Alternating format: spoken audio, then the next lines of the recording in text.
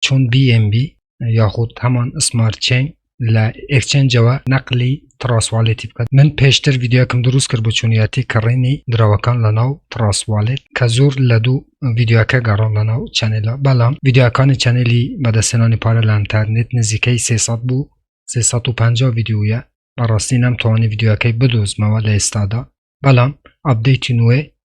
چونیاتی نقل کردنی بایننس سمارت چین ل اکسچنج و بو تراس والت بو ایوا فیرکاری یکم هیوادارم کم ویدیو بو ایوا سوتمم بید بیناری هم ویدیوی بنتا کوتای بو اوی اپدیت نوع ل نقل کردنی سمارت چین بو تراس والت بو ایوا شرح بکم.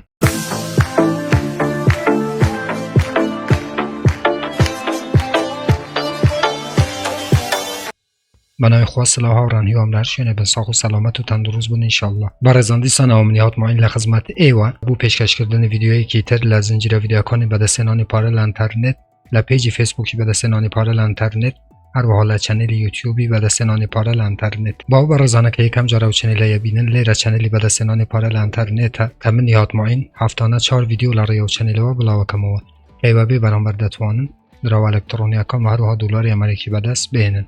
بو اویه و هیچ شکل ویدیو کانی داتو لدست ندن کم بلاو یانه کموه چنل که سابسکرایب بکن زنگوله تنش چالاک بکن بو اویه هر کاتی کم ویدیو یک آپلود تکم یا خود بلاو کموه یوتیوب لره نوتیفیکیشن و ایوه آگادار بکاتوه و یکم کسبن که بین ویدیو کام ببینن. بله عزیزان ببی اویه ویدیو که درج بکینوه برزان ام تکنیکی که من لم ویدیو دا بکار دینم بو همو اکسچنج که دبی بو نمونه من اکسچنج دی کوین که پیشتر بکارم دینه بله استا بکاری ناینم چون که براستی نقل کردن دراوکان ل دیکوین و بو تراس والت چند روز یک دخواینه بوی من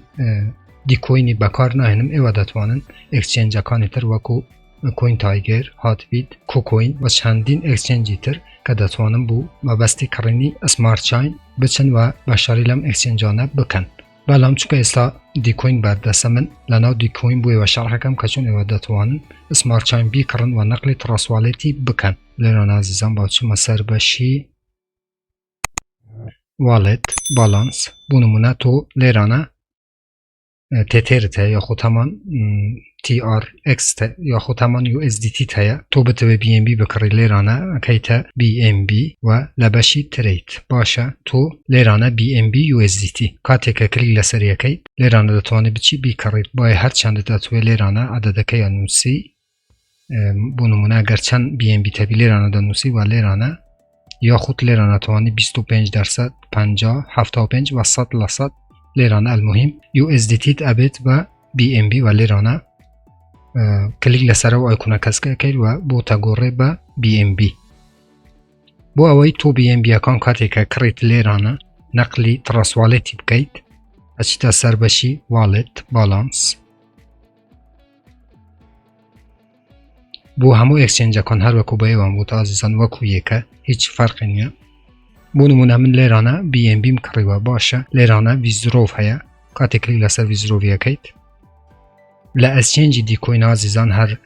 لیرانه عددی BNB یکی دانوسی ماکس بو نمونه چند BNB تیا و ویزروف یکید بلام لحند اکسچنج چند نتورک اک لسر و دینید تو اگر نتورک که هینا لیرانه BEP20 هلا بجیری یکم جار اکیت BEP20 اینجا لیرانه ویزروف یکی لیرانه دوای ادرس دلی که اچتا سر تراس والت لیرانه BNB سمارت چین هیا اچتا سر بشی ریسیف کپی اکیت ادرس که لیرانه پیست یکیت باشه و لیرانه مکس چند BNB تایم عزیزان وبسایت دیکوین هر وکو گوتم یک سره به سمارت چینت بوانیری بلام هنده دیسا دوباره کما هنده اکسچنج هیا که لیرانه پیش و یا تو بنیری چند نتورک کتادتی اگر نتورکی دایه BEP20 هر بجیره و دبیت با سمارت چین کاتی که دیتا ناو والتی تو با سمارت چین دیتا ناو والتی تو بلام اگر وکو ام اکسچنجا هیچ نتورک کی ندایه آسایی یا تو یک سره بنیره با سمارت چین دروکه دیتا ناو والتی تو اوی لبیر نکن دوات لیرانه عددی BNB یکی یا نوسید بو نمونه هرچند BNB بیت و دواتر ویزروف یکی و لماوی هنده وبسایت لماوی هنده اکسچنج لماوی 10 دقیقه و هنده کش لماوی 1 ساعت و هنده اکسچنجش لماوی 5 دقیقه دراوکه بو تنیری تناو تراسوالت لیرانه سمارت چاینت بو زیاده بی و لبشی دی اپس لیرانه دی اپس ای عزیزان که دتوانی بچی لیرانه هر دراوی که لسر نتورکی بایننسیه بچی بی کرید بونمونه بی دوج فیکتوکن پی آی تی و همو دراوکان که لسر نتورکی بایننسی نه لبشی دی اپس پانکیک سواب اچی و لیرانه تو دتوانی بچی با آسانی با دراوی سمارت چین بی ام بی سمارت چین بچی و دراوکان که اوی پیت خوشه بی کرید بلام لبیر نکن عزیزان کاتی که ای ولناو تراسوالت دراوکان نکرن ستاده فی بی نتورک تان لیکم که بلام تراسوالت زور امنتره لأکسچنج کان من نالم اکسچنج کان خرابن بلام اکسچنج کان هنده اکسچنج عزیزان قابلیتی او هیا که هاک بکرین بلام تراسوالت به هیچ شوایک به هیچ کسیک به هیچ دولتیک و به هیچ حکومتیک تراسوالت هاک نکره درسته که ستاده لیتا کجیلنا تراسوالتی بلام امنتره ایوه دتوانن تراسوالت بکن به مرجع خودتان بو اوی اوانه که هولدرن بو ماوی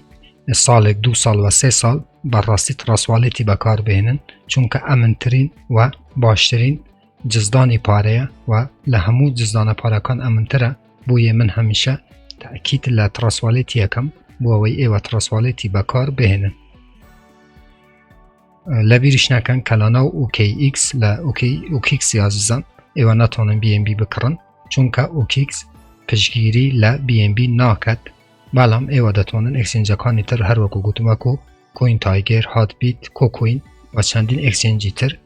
به همان شیوه کمل لیرانه بوی و شرحم کر ایوه دتوانن بچن و